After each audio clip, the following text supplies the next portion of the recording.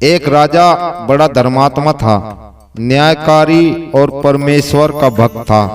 उसने ठाकुर जी का मंदिर बनवाया और एक ब्राह्मण को उसका पुजारी नियुक्त किया। वह ब्राह्मण बड़ा सदाचारी, धर्मात्मा और संतोषी था। वह राजा से कभी कोई याचना नहीं करता था। राजा भी उसके स्वभाव पर बहुत प्रसन्न था। उसे राजा के मंदिर में पूजा करते हुए 20 वर्ष गुजर गए।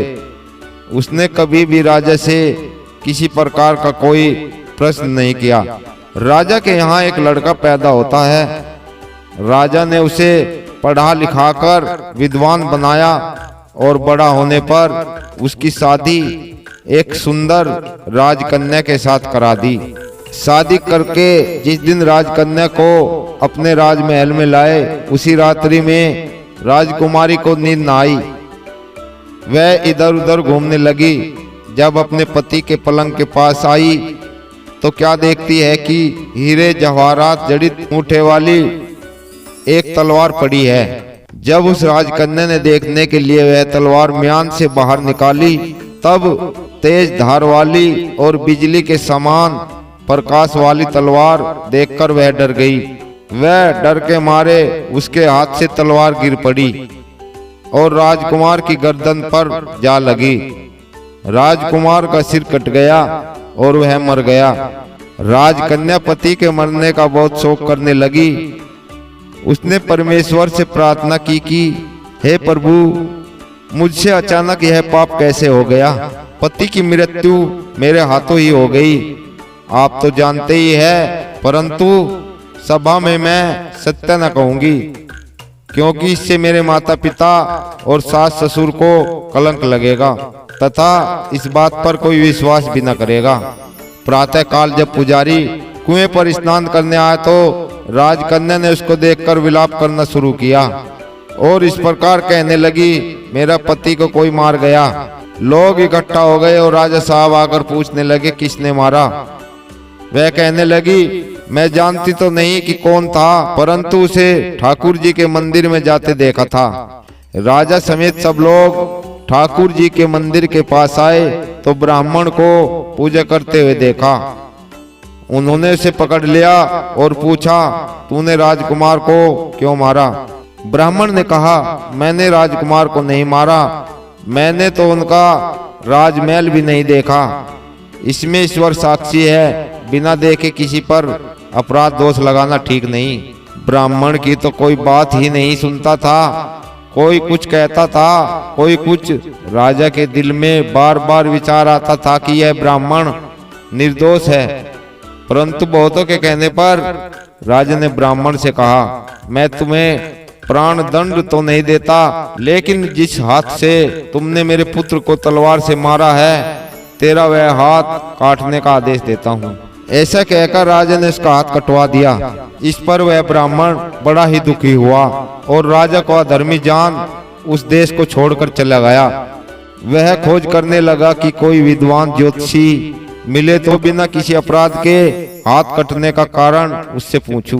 किसी ने उसे बताया कि काशी में एक विद्वान ज्योतिषी रहते हैं। तब वह उनके घर पर पहुंचा। ज्योतिषी कहीं बाहर गए हुए थे।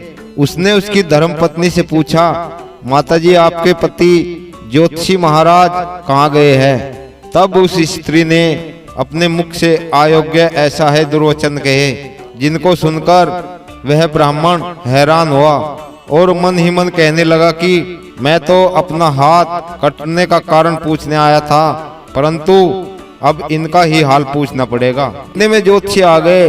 घर में प्रवेश करते ही ब्राह्मणी ने अनेक दुर्वचन कहकर उनका तिरस्कार किया, परंतु ज्योतिषी जी चुप रहे और अपनी स्त्री को कुछ भी नहीं कहा। वह अपनी गद्दी पर आ बैठे। ब्राह्मण को देखकर ज्योतिषी ने कहा कि ये ब्राह्मण देवता कैसे आना हुआ।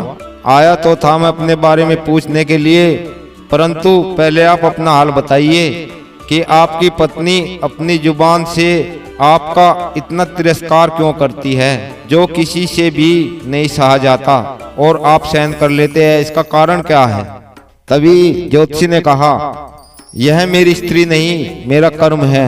दुनिया में जिसको भी देखते हो अर्थात भाई, पुत्र, शिष्य, पिता, गुरु, संबंधी, जो कुछ भी है सब अपना कर्म ही है। यह स्त्री नहीं, मेरा किया हुआ कर्म है और यह भोगे बिना कटेगा नहीं। अपना किया हुआ जो भी कुछ शुभ अशुभ कर्म है वह अवश्य ही भोगना पड़ता है। बिना भोगे तो सैकड़ों करोड़ों कल्पों के गुजरने पर भी कर्म नहीं टल सकता।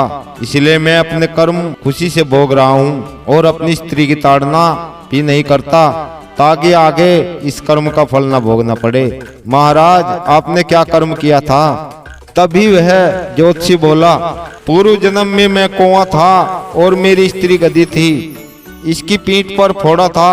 फोड़े की पीड़ा से यह बड़ी दुखी थी और कमजोर भी हो गई थी। मेरा स्वभाव बड़ा दुष्ट था, इसलिए मैं इसके फोड़े में चोंच मारकर इसे ज्यादा दुखी करता था।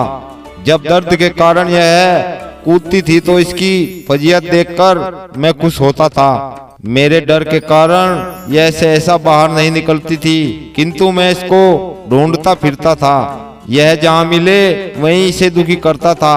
आखिर मेरे द्वारा बहुत सताए जाने पर त्रस्त होकर यह गांव से 10-12 मील दूर जंगल में चली गई।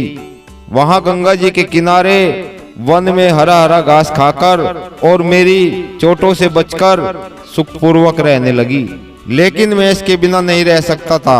इसको ढूंढते ढूंढते मैं उसी वन में जा पहुंचा और वहां उसे देखते ही मैं उसकी पीठ पर जोर जोर से चोंच मारी तो मेरी चोंच इसकी हड्डी में चुभ गई। इस पर इसने अनेक प्रयास किए, फिर भी चोंच न छूटी। मैंने भी चोंच निकालने का बड़ा प्रयत्न किया मगर न निकली। पानी के भय से ही यह दुष्ट मुझे छोड़ेगा ऐसा सोचकर वह गंगा जी में प्रवेश कर गई, परंतु वहां भी मैं अपनी चोंच निकाल न पाया। आखिरकार में यह बड़े प्रवाह में प्रवेश कर गई। गंगा का प्रवाह तेज होने के कारण हम दोनों बह गए और बीच में ही मर गए। तब गंगा जी के प्रभाव से यह तो ब्राह्मणी बनी और मैं बड़ा भारी ज्योतिषी बन गया। अब यही मेरी स्त्री है जो मेरे मरणोपरांत अपने मुख से गाली निकालकर मुझे दुख देती है और मैं भी अपने पूर्व कर्मों का फल समझकर सहन करता हूँ। इसका दोष मैं नहीं मानता क्योंकि यह किए हुए कर्मों का ही फल है, इसलिए मैं शांत रहता हूँ। अब आप अपना प्रश्न पूछो। ब्राह्मण ने सब समाचार सुनाया और पूछा, अधर्मी पापी ने मुझ निरपराध का हाथ क्यों कटवाया? ज्योतिषी ने कहा, राजा ने आपका हाथ नहीं कटवाया, आपके कर्म ने ही आपका हाथ कटवाया है। ब्राह्मण बोला, किस प्रकार? तभी ज्योतिषी ने कहा, पूर्व जन्म में आप एक तपस्वी थे और राजकन्या गाय थी तथा राजकुमार कसाई था। वह कसाई जब गाय को मारने लगा तब गाय जान बचाकर आपके सामने से जंगल भाग गई। पीछे से कसाई आया और आपसे पूछा कि इधर कोई गाय तो नहीं गई है? आपने प्रण कर रखा था कि झूठ नहीं बोलूंगा, अतः जिस तरफ गाय गई थी उस तरफ आपने हाथ से इशारा किया और उस कसाई ने जाकर गाय को मार डाला। गंगा के किनारे वह उसकी चमड़ी निकाल रहा था। इतने में ही उस जंगल से शेर आया। गाय और कसाई दोनों को खाकर गंगा जी के किनारे ही उनकी हड्डियां उसमें बह गई। गंगा जी के प्रताप से कसाई को राजकुमार और गाय को राजकन्या का जन्म मिला।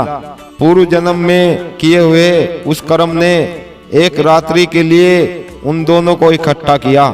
क्योंकि कसाई ने गाय को हंसिये से मारा था, इसी कारण राजकन्या के हाथों अनायास ही तलवार गिरने से राजकुमार का सिर कट गया और वह मर गया। इस तरह अपना फल देखकर कर्म निवृत्त हो गया। तुमने जो हाथ का इशारा किया था उस पाप कर्म ने तुम्हारा हाथ कटवा दिया है। इसमें तुम्हारा ही दोष है, किसी अन्य का नहीं। ऐसा निश्चय कर सुखपूर्वक रहो, कर्म फल का भोग टलता नहीं। दोस्तों, उम्मीद करता हूँ कि आपको यह वीडियो जरूर पसंद आई होगी। वीडियो देखने के लिए आपका बहुत बहुत धन्यवाद।